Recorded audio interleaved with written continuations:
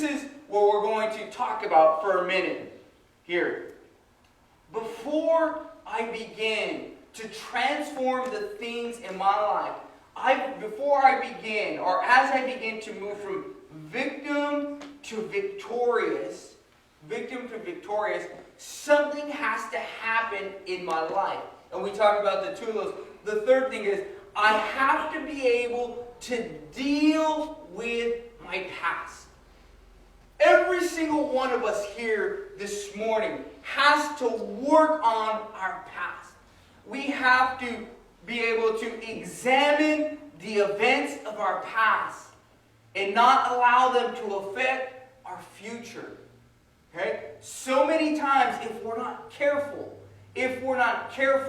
we can use our past as a crutch in our lives. Right. And God doesn't want that for your life. He doesn't want that for my life. He shows Gideon a principle in Scripture that he's willing to take the bitter things of life and destroy the headquarters, the enemy's central headquarters. Now, where's the enemy's headquarters in our lives? It's in our mind. Because we're going to talk about relationships here this morning.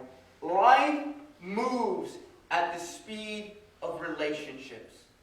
Every single one of us have relationships and I'm not talking about, like a marriage relationship. We all have relationships in our lives that need to get better, that we have to work on, that we have to be willing to deal with.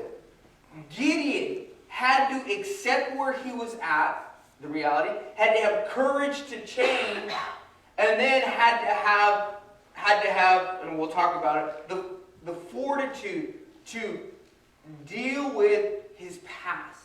You see, Gideon had a history of failure. He's hiding, he's a coward. But there had to be, Gideon was, motivated enough in his life to say, you know what? I'm tired of being a victim.